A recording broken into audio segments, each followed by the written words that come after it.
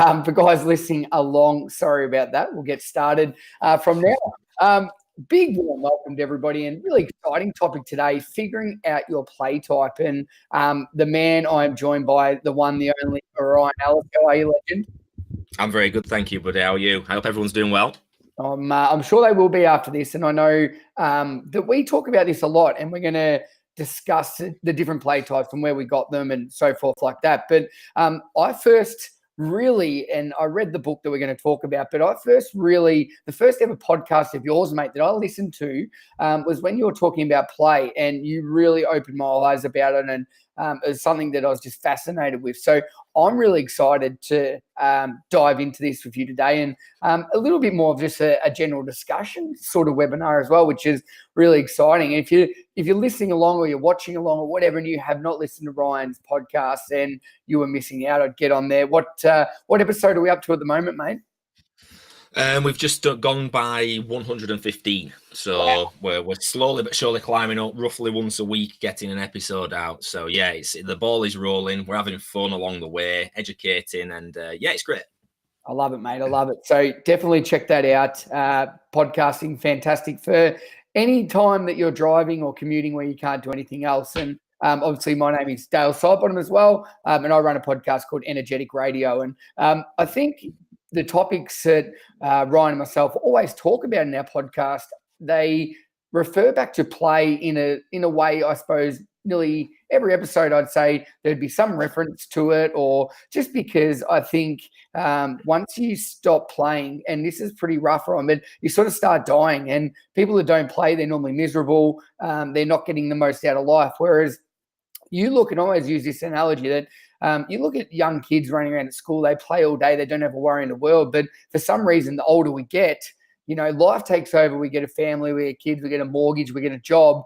And the last thing we do is play. And too often we see people just going through their motions, looking at the clock and sort of wasting away. So I feel play is massive. And I know that you've got a bit of a story with your grandma and a bit of evidence that you sort of spoke to me about. Yeah. I mean, this is really powerful stuff, and I shared this in the podcast episode about play. But my grandmother, it was just under a year ago now. It was 10 months ago. She passed away. She was suffering from dementia, Alzheimer's, for probably a best part of 10 years, but it was a slow onset. I knew nothing about this disease. It was horrible to witness, horrible to watch her deteriorate and not be able to recognize her own daughter, my mother, not recognize me. And just seeing the state she finished in, nobody wants to, see it or go through it at all. It was really, really hard, especially knowing how she was when I grew up. Just horrible.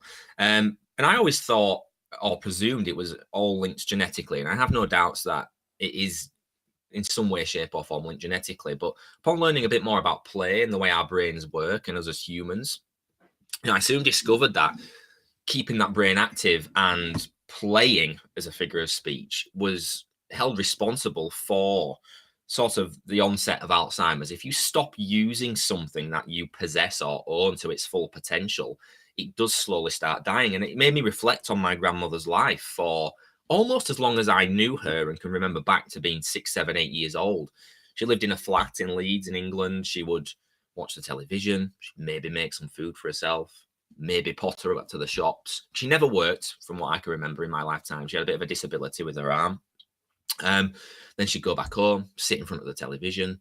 So she had no real hobby per se. There was nothing that I can hang on to which she did that was active or play. Not board games. She didn't really hang out with. Didn't hang out with friends. Literally just sat in front of a television, which is great in smallness, but that is all she did. And all I can liken this to is a story from the book Play by Stuart Brown. He talks about the sea squirt, the animal who, as in its infancy, travels the ocean, searching for nutrients, latching onto things to try and develop and grow. But into adulthood, this sea squirt will latch onto the hull of a boat, and it'll just sit there or on a rock because all the nutrients in the currents come to it.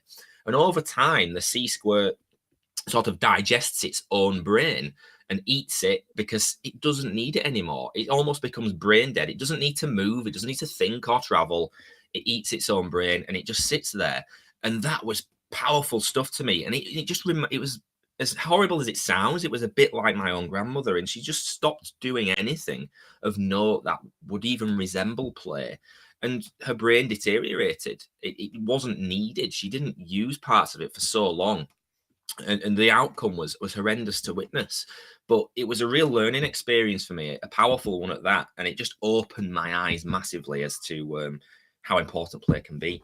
Yeah, I think I know it's a very sad story and everything like that, but I think being able to share those sort of things and those experiences and what we're going to talk about today, because obviously the book, and it's this book here, Play by Dr. Stuart Brown, it's obviously had a huge impact on both of us. And look at that one that Ryan's already prepared earlier. Now, in the book, there are some other great stories. And the one I love, Ryan, is about the rats. I don't know if you remember the rats, but they did a little test on rats, and basically they stopped half a group of adult rats, rats playing, and they let the others play anyway. Then they tested them out, and they put like a fake cat in there, and all the rats went and hid. All right. But what ended up happening was, after a while, the rats that had been able to play all their life slowly crept out and realized there was a fake cat. Whereas the rats that were never able to play, that were banished from play through this test, they never come out from hiding, and they died. So it just shows that curiosity and everything like that through play. I don't know if you remember that story in the book.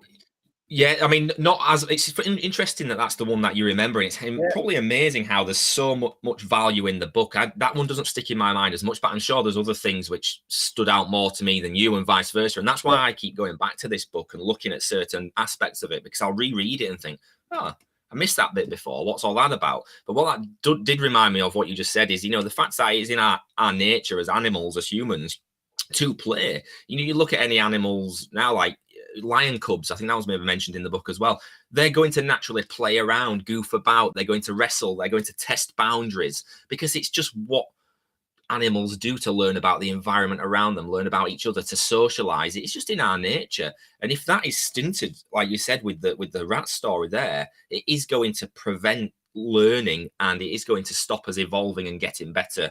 And in that case, the rats ultimately died and paid the price because of it. Yeah, they did. And as you can see there, we're going to talk about the 8 different play personalities. And it's been really funny. We've been speaking a little bit over the last week about ours. And Ryan, you think you're a pretty big competitor. That's probably your strongest one. Yeah, well, hands down, Dale. And I must admit, I've got a bit of that, but I also think that I'm a bit of an explorer and a joker as well. I know when we got on before, I started the webinar with my Elmo head on, because I like playing jokes. So it's all right to be a mixture of a couple, isn't it, Ryan? It is, and these are fascinating, because there's a lot of research gone into these. And Stuart Brown says, you aren't necessarily one or the other. You can be a mixture of these. And if you're looking at these now and you haven't seen them, you might find yourself picking them out, saying, yeah, that reminds me a little bit of me, and so does that. And that's because in different situations in life, certain ones can come to the forefront above others, but you can intertwine between them. There's some which maybe don't relate to you at all. Me personally, as Dale said, the competitor is hands down my dominant one. Anything I do, even if it's a game of Monopoly with my son who's 5, I'll play to win. Why not? But it's something I do. But another one which is massive for me, which probably explains the whole PE always being active, is the kinesthete, joy from motion, always pushing myself, trying to do the best I can. I walked to 3 Peaks in the Yorkshire Dales a couple of years ago, and physically it was so demanding, but I had some strange pleasure from the fact that I was in a little bit of pain and I was pushing myself through. And I absolutely loved that, the challenge of it. And it was the combination of being competitive to get to the end, but just loving being outdoors and pushing myself. There are others, but I might get into that soon. But just have a look at them already and think, well, actually, yeah, that reminds me of a little bit of me, of who I am. Or perhaps it reminds you of a son or a daughter or a colleague at work. Fascinating stuff. Yeah, and what I like looking at it is, I can look at certain things and they straight away trigger a happy memory So the ones that sort of resonate with me a lot, like you just mentioned, doing the 3 peaks and so forth like that, I can look at a lot of these, and particularly ones like the Explorer, a lot of the traveling I've done that I've got very fond memories of, or other things like that. So I'm sure once we go through each one of these today, Ryan, that people will be able to go, yeah, I've got a little bit of that, and that's how it relates. So what we recommend, and why we encourage you to do this, is because play every day is essential. And I know we talk about this heaps, but just 10, 20 minutes of some form of play is so good for your overall happiness, your quality of life, get your body moving. And so if you can know your type of personality or what works best for you, that is obviously be beneficial, particularly with our busy schedules, everything we've got going on, and just finding time to fit that in. So what's your recommended dose of play every day, Ryan? How long do you think people need to do per day? Well, again, it's hard to say. Everybody's daily routine, if you like, is different, and people may say, oh, I don't have time for that, but I think we can all find time in a 24-hour period, whether it's playing just alone or whether we can find time. Even if it's just 10 minutes, if you can do half an hour, brilliant. I'll give you an example from my teaching past when I was previously in the classroom, and I've only just now linked this story together of how I found play on a daily basis. So I was a class teacher. I am again now, but back in the day, very busy at school, working all the hours. And after school, when the school finished at 3:05, a lot of the teachers would generally go start marking their books, or they'd look ahead to the day after. And me and one of my colleagues, we went upstairs to the top hall in the school, wheeled out a table tennis table, got the bats out and the net, and we'd spent about 30 minutes playing table tennis. We had a game of table tennis, rallying back and forward. Some teachers would walk through and look at us like we were aliens, like what are you doing? How can you do that? Why are you doing it? I said, and we just looked and just said, because we enjoy it.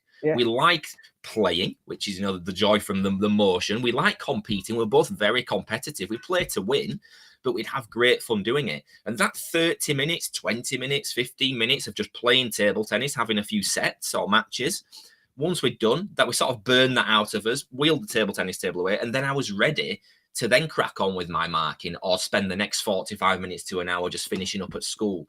But it was a huge release, and I found time just doing it in the middle of my day. It's not to say everybody will, but that was the way I sort of segued it in, and I found it super beneficial because it sort of got me through the day knowing I had that at the end, and we did it pretty much 5 days a week. It was awesome. I love that. And mine's pretty similar as well. And I used to use, not use the students, but I'd use them as like my mates. We would play games within the classroom. And I know the other week we did our joint game venture together, Ryan, where we did little movers and big movers. And we both presented on games you could use in high school or primary school. So I used those similar games, and I would break up my lessons in the classroom with some sort of fun play movement game. And if you wanted to check those out, guys, you can go to energetic.education on the blog.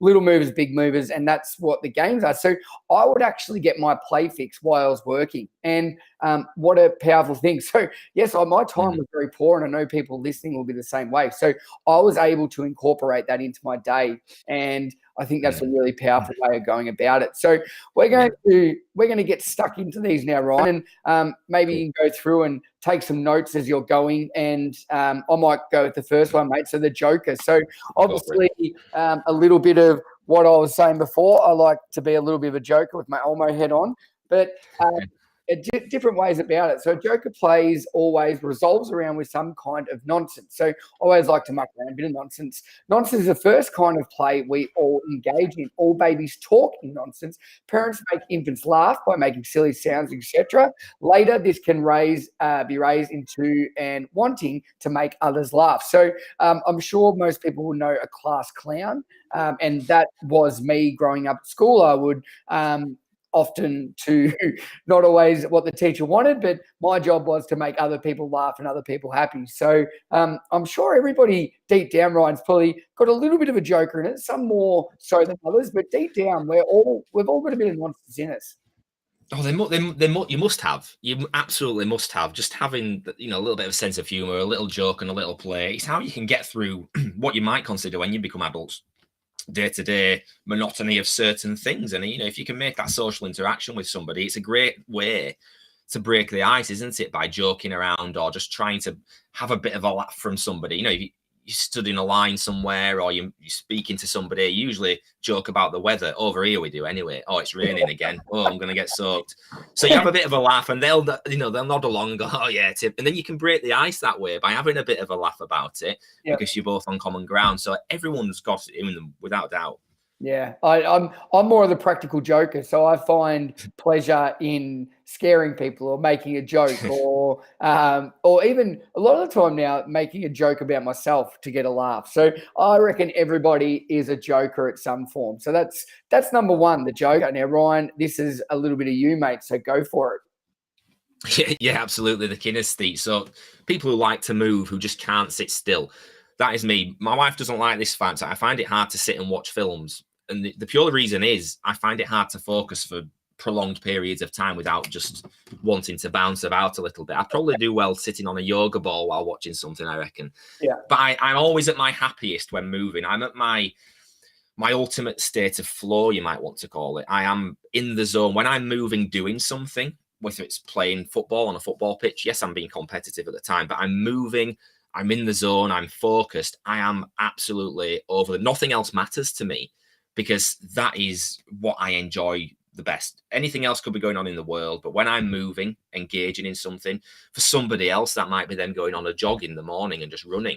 You know, it could be at the gym on the treadmill, just anything, a walk at the weekend. But when you're in it and you're happy, that's your the kinesthetic side of your play personality shining through. Huge for me. I've already shared the story about, the 3 peaks and how that was sort of my drive to succeed as well. But the joy, sheer joy of moving was just unbelievable. And just something I want to get across there is this is something I want my son to experience. That joy. He's not found anything he particularly loves yet. He's a kid, he loves moving. He runs around like crazy, like any 5-year-old would.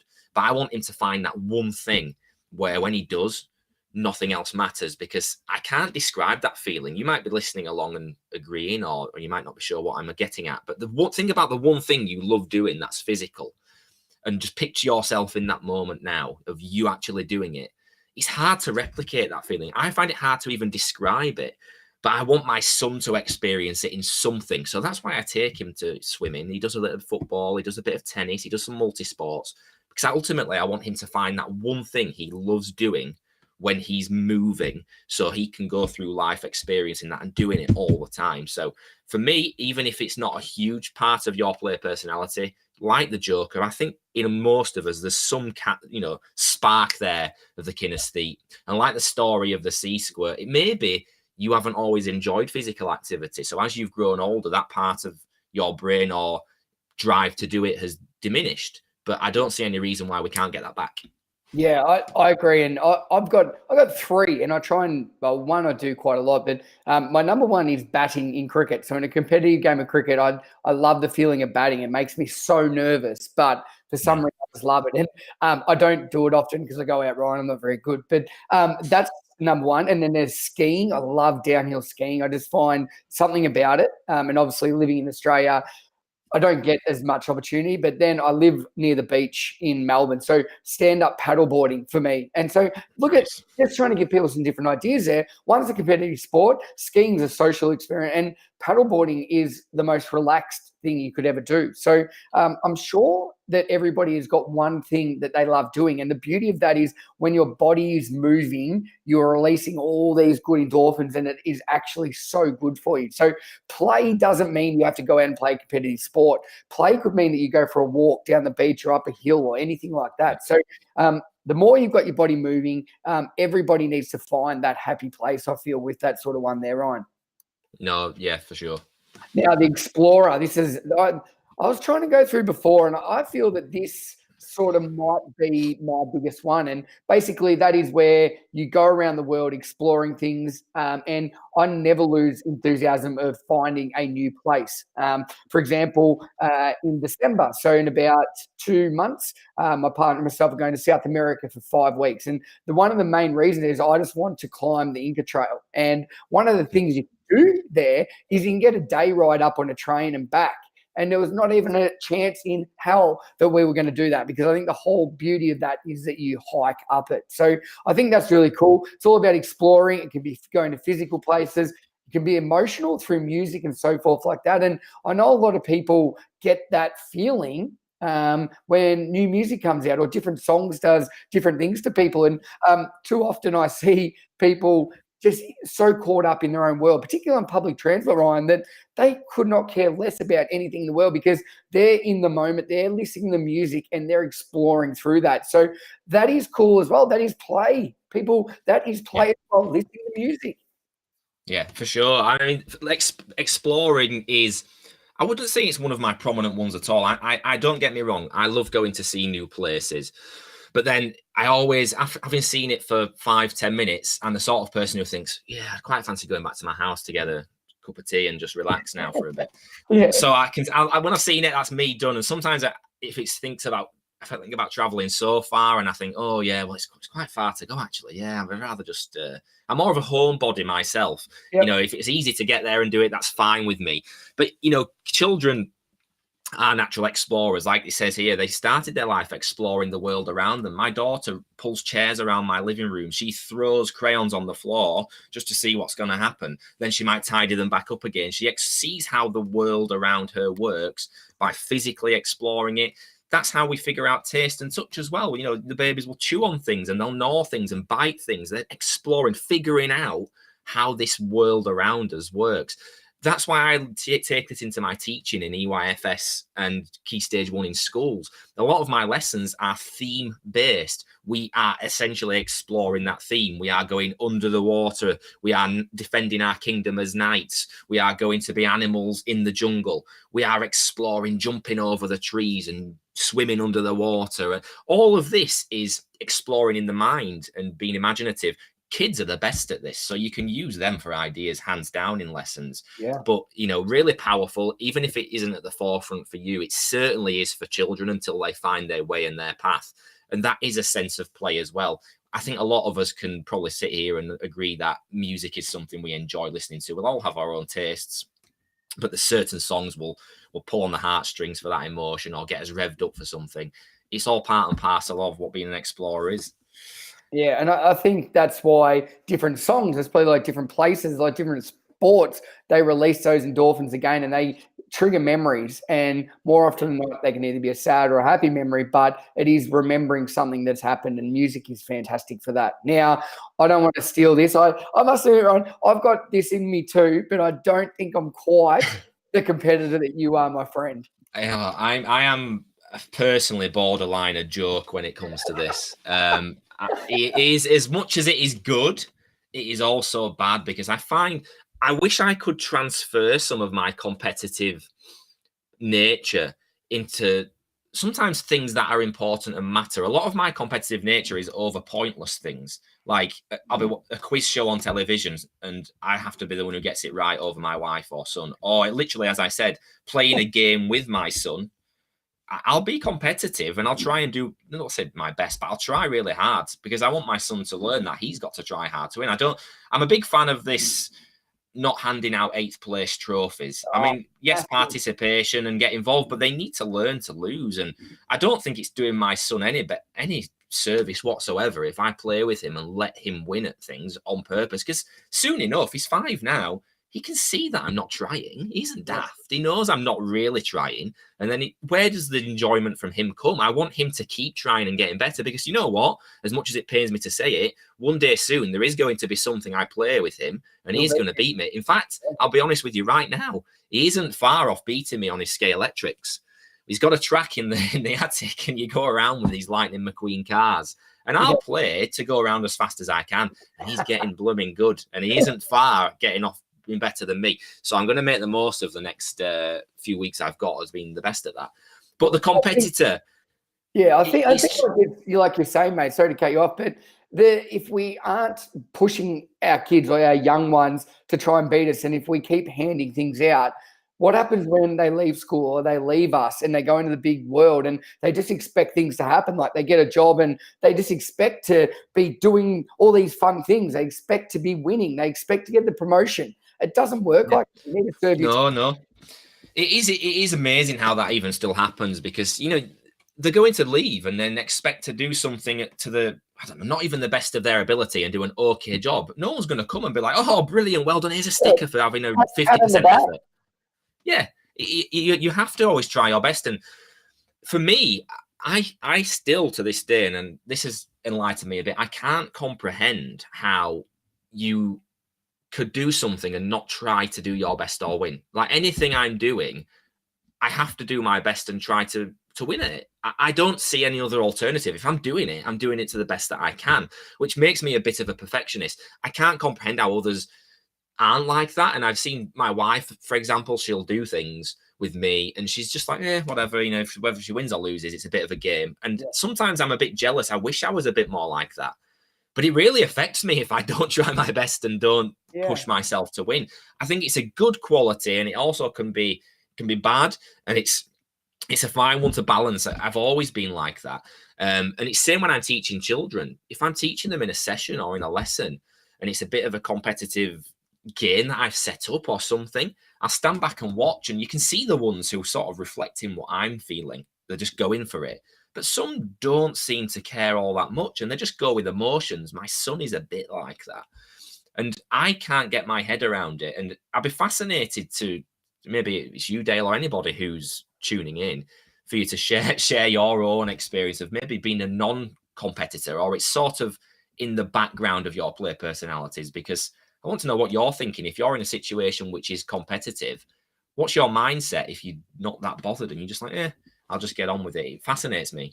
Yeah, well, I think, Ryan, that's why it's so good to be aware of the different play types, because that way you understand why certain people are like that and why it means probably more to you in a team environment than it does to somebody else. They're probably looking for different experiences than what you are, and winning or, you know, just getting that competitive aspect. That's not part of it. Just actually being part of a team, being socializing and enjoying the movement. That could be, and this is what we wanted to share all this for, because everybody is different. So particularly if you've got kids, or you're a parent, or you're a teacher, if you can understand the play type of the students or your kids or whoever, you're going to understand how they tick better and obviously be able to provide better experiences for them. Because as you said, I'm quite competitive too, but I don't always need to win. So that's something that Ryan and myself are a little bit different there. But on other things, you're the same. So I feel if you can get a good grip of how everybody learns, everybody operates, you're going to be able to really cater the needs for everybody in your session or at home. Yeah, for sure. I just want to jump in there as well and say, that's, before we get on to the next one, if you're working with older children, you know, key stage 2 and above, certainly high school, these are conversations you can have. This can be an activity with your class, can't it? You can sit and have a discussion, have them share with each other, which play personalities do they think they are? And it can inform your planning later. You can have them maybe fill out a little slip where they write theirs on. I think younger children, it's better for you to make that judgment by watching them, because you get the younger ones who will just see the names and be like, oh, I want to be the Joker. Or I want to be a director. They don't quite understand the concept that they have to actually internalize and think about their personality. But with the older children, for sure, it's something you should be doing. Yeah, and you'll find the younger ones, they're probably they haven't really developed fully. I wouldn't have thought their play types either, Ryan, that they're still similar in a lot of ways. And I'm sure they've still got their characteristics. You've always got the super competitive one. You've always got the joker. You've always got the one, you know, you've got the different ones. But I feel in the primary setting that this is probably more beneficial for the teacher to know, so they can go, right, this activity is not going to work because Dale can't handle it this way, or we need to find a way to get around it. So I couldn't agree more that not only talking in a high school setting, but also in a business setting, because it's so funny, and I do a lot of corporate work now, Ryan, that when I do certain games in a corporate setting, it's life or death for certain people, and they can't have it any other way. And if I change the rules or I change something, they absolutely lose it. And so I find younger kids and adults, there's a huge gap. And, you know, that's where it's interesting to see. It's huge. Just one last point as well before you move on to the next one. Now you've mentioned that, you know, who can empathize with this situation? So if you are teaching phys ed or doing a game, you've got a group of children, you've clearly got the ones who are competitive and want to win on each team, and maybe their team is dominating the other side. And as a teacher or top practitioner, you want to intervene and maybe make it more competitive. So you're going to go to the side who are struggling and maybe either give them an extra player, or they can have longer on the ball, or they can do something. And the reaction of the competitive player on the team that's winning is, what? That's not fair, because they lose it. They're like, hang on a minute, we're winning fair and square. They want to win the game, and you're giving them an advantage. That's me. But I understand where they're coming from. But as practitioners, we want to give everyone a fair shot to enjoy that competition as well. It's a very fine balance to strike. And again, there's children who don't really care whether they're winning or losing, but you still want them to gain a lot and learn a lot from that experience. And I'm sure some of you must have experienced that, and not just me, where you try and level things up, but you'll always get that one kid who isn't having it. They're not happy that you are trying to level it up, because that all of a sudden isn't fair. And they're playing to compete and win, and it's got to be a level playing field. Yeah, and that's a great point. And they can always see what you're doing, but they can't get their head around it. They can't fathom it because they don't think it's fair. It's not fair that you change it because they're winning and they're doing the right thing. It's I find that really funny. All right, the director. I'll go through this one. So the director enjoys planning and executing different scenes and events. All the world is a stage, and the rest of us are players in the director's game. So these are probably your really organized people, that everything is structured. They've got routines that they stick to, and that they're very happy when they're in that. Would you say, Ryan, that a director, when you mix things up or you throw a spanner in the works by changing things, that sometimes they struggle a little bit with that? It's probably a little like the competitor. If you change the rules or you modify it or you help the other team out, I would say the directors, if you change the routine of a day or change a meeting or something like that, they really struggle with it because they've got it in their head, this is the way it's supposed to be. Yeah, definitely. And especially if they're in charge of a group, for example. And I've seen this firsthand again. I keep linking it back to my teaching because I'm just getting, each time I'm seeing these, it reminds me of little stories. Sometimes the director might naturally come to the forefront. If you've got a group and you say, choose a leader or have one of you be the captain, sometimes they'll put themselves forward, right? I'm in charge. But we also equally want to promote group work where they're sharing ideas. And it's funny if the director lays things out within a group and then somebody else in the group who's equally confident wants to share an idea and says, oh, well, I think we should do this.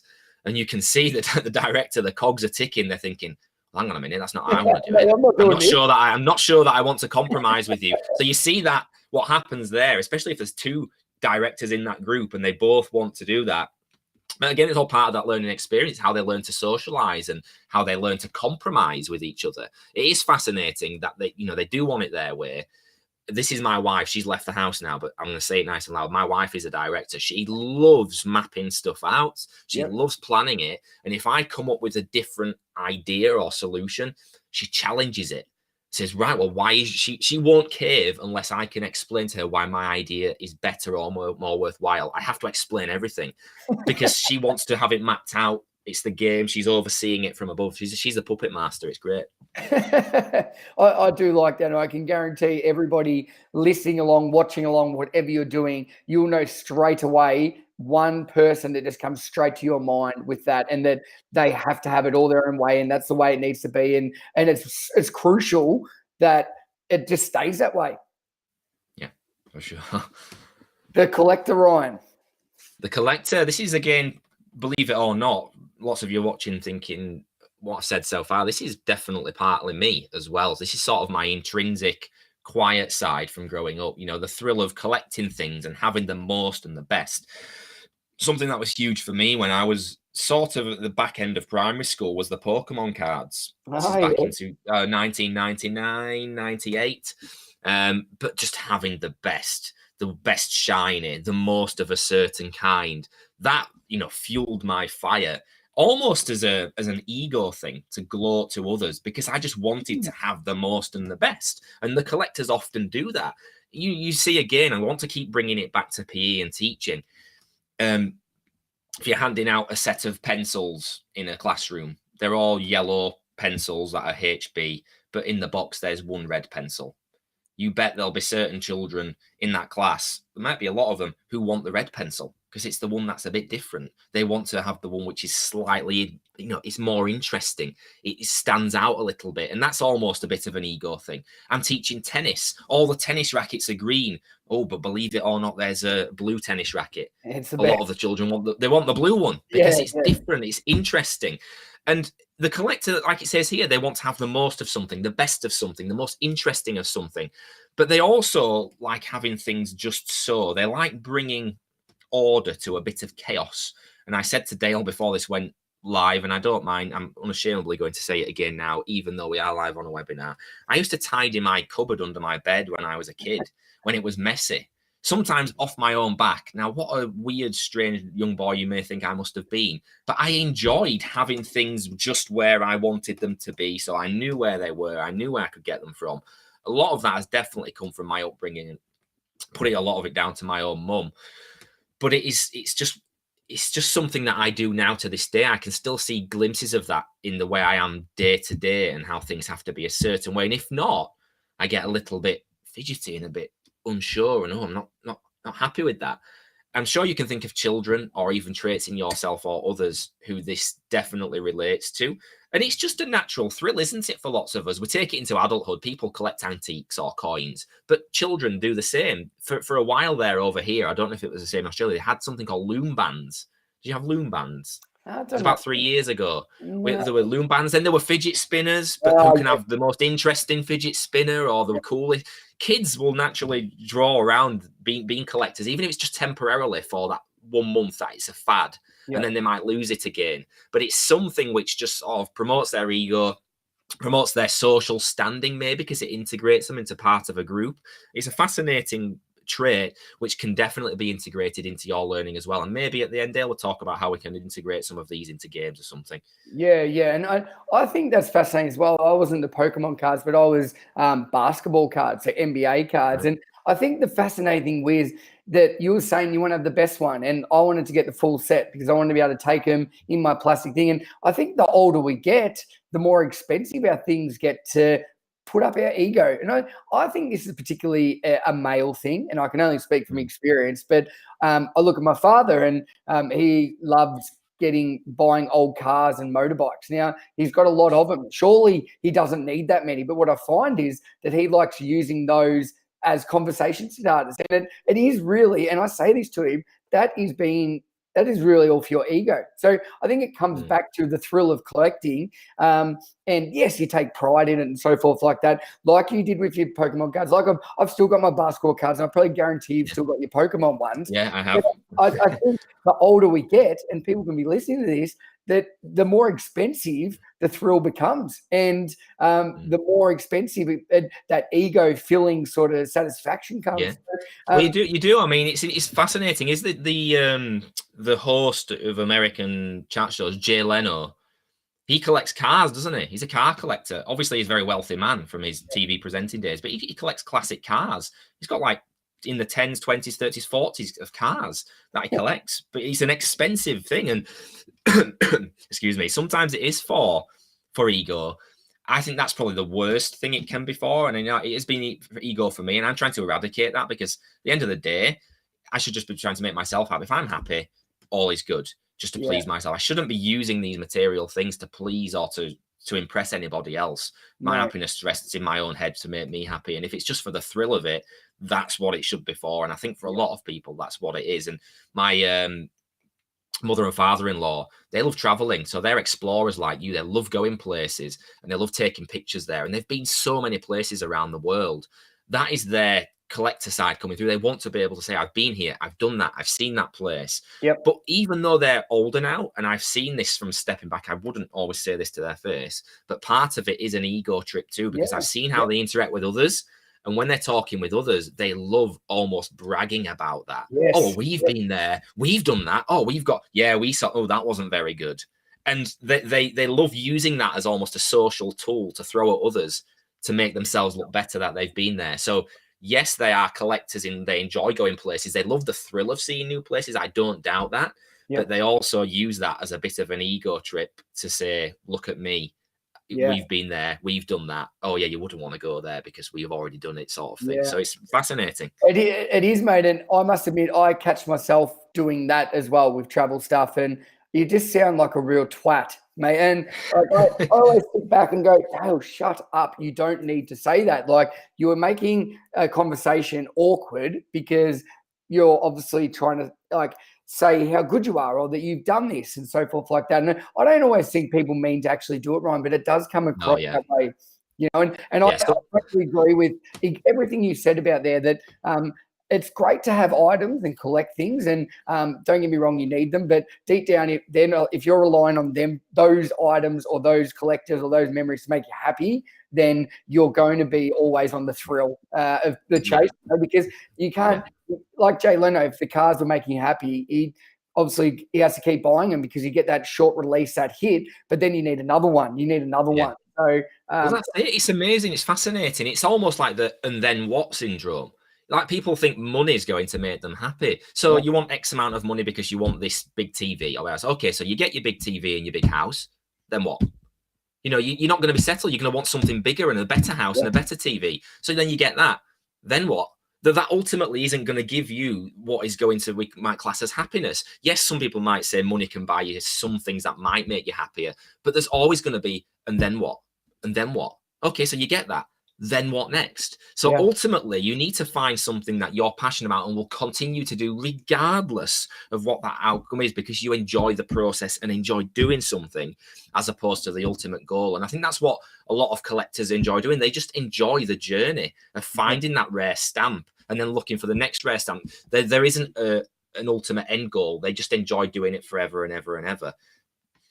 Yeah, I totally agree with you there. And I think the thrill, a lot of people deep down, everybody's got something in that one as well that they like to collect. Now, the artist, the creator. So this is for the people that find joy in making things. So painting, pottery, woodwork. I went to, I don't know if they're called Steiner schools over in the UK, Ryan, are they? Have you heard of Steiner school? Anyway, so I haven't, no. I went to a primary school that there was about 30 kids. It was on a farm, and there was no uniform.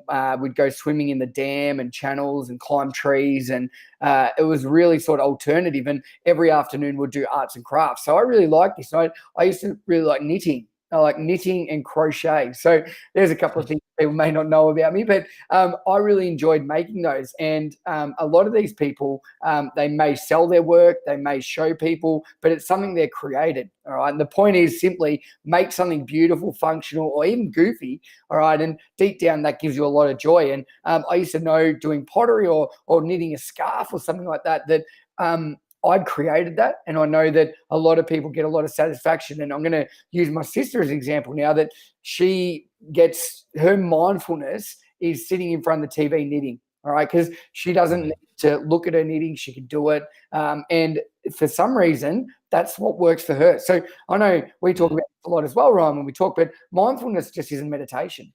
Playing is mindfulness, and for her, knitting. So I find that really interesting. And the artistic, the creator, a lot of people love drawing or sort of jigsaw puzzles or things like that, that they're figuring something out and they're creating it. And people might think that puzzles are goofy, or they may think that drawing's goofy, or that it's something for kids. Well, if it makes you happy, then I would highly recommend continue doing it. Yeah, I'm going to throw a curveball here, almost a spanner in the works, because an artist creator is partly me too. I wish I had time to go and run upstairs. I have a folder of drawings that I love pencil drawing, HB pencil drawing, and I just love the process of doing it. But I love the process of trying to make something that's perfect. So for me, I've already mentioned I'm a bit of a perfectionist, and it has to be just so. And if I was drawing a picture of somebody or something, if it didn't look exactly like it, that paper was getting screwed up and thrown away and starting again. It had to be just so. And it's almost a toxic combination of being a competitor and an artist creator, because I love being the creator. I love drawing, but because I'm so competitive, it has to look perfect. And if it didn't look right, and I knew deep down it didn't look like the thing I was drawing, even if somebody like my own mother came and said, "Oh, that's a beauty, or that's amazing," I would counter and say, "No, it's not. No, it's not. It doesn't look," and I would be so defensive over it and counter and say, "Well, it isn't perfect. It isn't right." And my competitive nature would take over so much that there's probably so many things that have been thrown by the wayside. But that being said, I still love to sit down and take a few hours drawing something. For me, it's mindfulness. It's just that coloring, the shading, the blends, the tones. It really gets me in the zone, and I love the thrill of it. But there's been times when I spent 2 hours on something, and at the end of it, it's ended up in the bin. Yeah.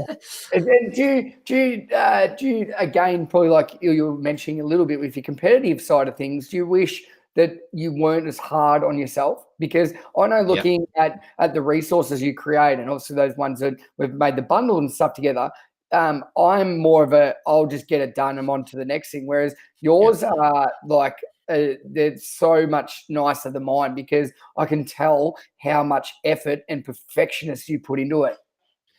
Oh yeah, for sure. I wish so badly that I wasn't as caught up on that. You know, perfectionist to the extreme. My wife drills it into me often with lots of things and says, "Don't be such a perfectionist. Just get it out there, get it done." And I started to do that more recently. If I hadn't done that, I would have never released the podcast. You know, so painstaking about everything, and that was the first barrier I broke through. It was 3 years ago, so it took me till I was 28 years old, 27, to actually break through that barrier of, you know what, just being good is good enough. Whereas in the past it was perfect, it has to be perfect, and that's the first time I broke through, and it started to filter to different areas of my life now, where I've begun to accept that actually just getting it done and getting it out there, it can always be changed afterwards or made better. It doesn't have to be perfect. But for me, that is a huge one, and it's an area that I've never really shared and spoke to people about before, but it's a real mental battle going on in my head. Yeah, I didn't even need you to tell me that. I could just tell by your mannerisms and the way that you do your work. And it's also a massive positive as well, because I get a lot of stuff done wrong, but people will always pick me up. You've done this wrong. There's spelling mistakes. There's that. And I'm like, oh, well, that's fine. I'll mix up in the next one. Whereas I'm probably the opposite to you. I'm an extremist, and there's always got to be a middle ground. So, for me, that's buying different software to work on my spelling, or to get things to double check, or paying for proofreaders. And for you, that's actually just taking a step, releasing stuff and going, I may not think it's perfect, but it's good enough. And other people, like your podcast when you release it, mate, it's perfect to me. You know, I'm like, wow, that is so polished the way you've done it. So that's what I mean. It's everybody's different, and it's so amazing really when you talk about it, isn't it? Yeah, it is. I have a tendency to just focus on, and I need to get better at this. And this is why mindfulness is so important. We're sort of going off tangent, but I have a tendency to just focus or pick out the negatives in a situation. I might have made the best resource ever. Somebody will say, "Oh, that's brilliant. That's amazing. That's great. That's great. That's great." But instead of me acknowledging, saying, "Oh, thanks. Oh, yeah, I really enjoyed creating that. Yes, that will be great," I will say, "Oh, but what about that thing? The one thing which is perhaps I think I could do better." That's what I'll focus on, and no one even else saw it or cares. But because I was in it and I was part of that process, that's the one thing I cling on to, and I need to try and eradicate that. Yeah, but again, and being aware of it and speaking about it, I think that's the biggest battle. And it's not a bad thing to have, mate. And mine's the same, and I'll constantly work at it, but I don't let it slow me down. And I suppose if there are people, and I can guarantee them, though, we've gone off on a little bit of a different topic here, that people will be able to relate to either one of us, and so I know so many people I talk to that have got this idea, or they've created a book, or they've created something, but it's not perfect, so they don't want to release it. And the biggest bit of advice I can get is the only way you'll know it's not perfect, or that it's good or it's not good, is by actually showing it to the world, releasing it. Like, for example, Ryan, when we first started chatting, you had all these amazing ideas and resources, but you hadn't released them really, had you? You'd only just sort of started. Whereas now you're on a roll. You've got so many good things going on, and people are loving it because you've allowed them to love it instead of blocking them in. And you're getting feedback, and you know what they like more. So if you're listening to this, I know we're talking about play and so forth like this, but the only way you're going to learn is by actually doing something. And it's a vulnerability. Vulnerability is a big word. You've got to be vulnerable to learn and to move on. And I've just seen, particularly since we've started working this year, the amount of quality work and the growth you've had, Ryan, because you have been, mate. You've been vulnerable. You put yourself out there, and now you've got these amazing resources to show for it. Yeah, and I think just before we get into our last play, Ty, ultimately that's boiled down to the fact I've started to more so value my own opinion over others internally. You know, at the end of the day, if it's making me happy and it's something that I've enjoyed creating, I think it's a value. It doesn't matter what somebody else says. They can have their opinion, that's great. But at the end of the day, if it's my opinion, my internal dialogue, if that's positive, that's good enough for me. Yeah, mate, and very well said. And deep down, I know a lot of people will struggle with that, and it may take time. But once it's getting that first step. It's like jumping into a cold pool. If you go in slowly, it's hard. Whereas if you just jump straight in, it's but then you get used to it. So I think that's a great way of looking at it. And the final one, Ryan, storyteller. Absolutely.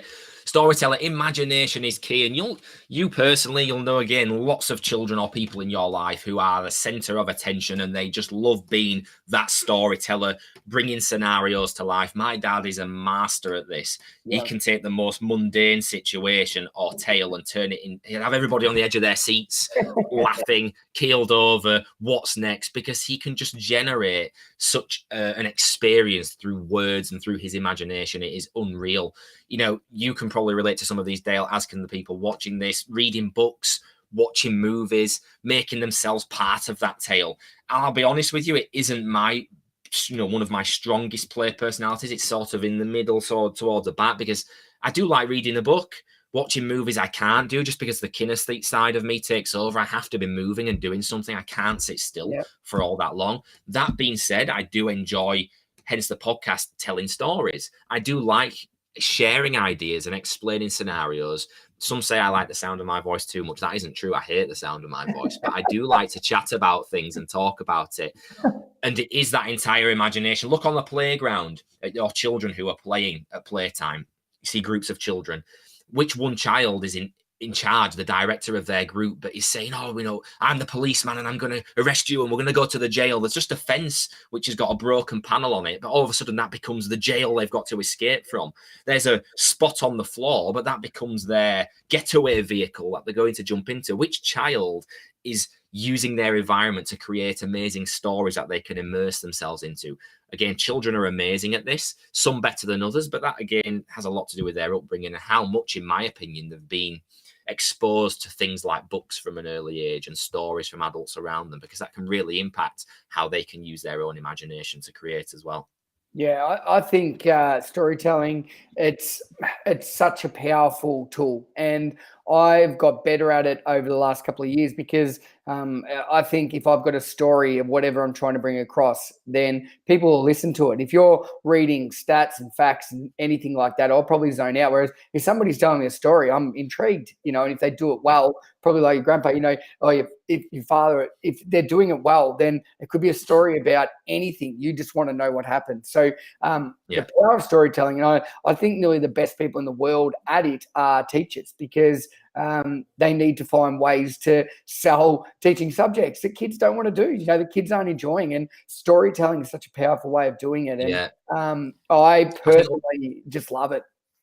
Yeah, ultimately, the power of story lies in the fact it taps into emotions, and that is one of the most powerful learning tools, if you like. If you can tap into the emotional side of anybody, adults, children, through story as a way in, because they can relate and they can feel what you're telling them, then that is hugely powerful. Take this back to when I'm using story as the foundation for a lesson that I'm teaching, going on a journey under the sea. There'll be little mini sub stories within that session, but hopefully the children will feel the happiness. Or if I'm doing the underwater adventure, part of that story is they've got to find Nemo because he's gone missing. Where's Nemo gone? Oh my goodness. Are the children going to feel sad? Are they going to be a bit upset? But they're going to go find Nemo. And then when they do find him, it's like the best thing ever. And that emotional side to that session is powerful, powerful learning. They're doing it without even realizing. And it's just amazing.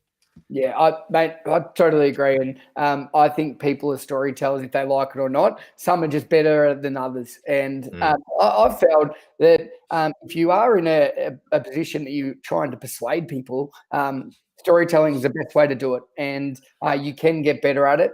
There's a lot of courses you can do and so forth. But that's one of, I think, the biggest areas that I've improved my presenting on. And storytelling is the big area for that, Ryan. So that brings us to the end of it today now. And all those amazing resources from the great man who is sitting across the other side of the world from me, connected to this webinar, Ryan, you have created all of those into posters. So you can go and print those out. I've got the link up there. So it's just peumbrella.com/posters. And if you go in there, you can print them all out, particularly for teachers. I find these are really cool. Stick them around. Even I've been using similar things in adult workshops as well, because it's really funny when you partner people up and you ask them to play a couple of games, and then you've got to tell your partner what they are. And I find it's a really good skill that adults, because deep down under pressure, play is something that really, really comes to the forefront. Can people handle it under pressure? And if you know a little bit about that person and what makes them tick and what excites them, and that's what play does, then they're obviously going to give you a lot of clues and hints of how they can dominate whatever you're doing. Yeah, sure. And like Dale said, you grab them for free, pumbrella.com. All of the posters are there.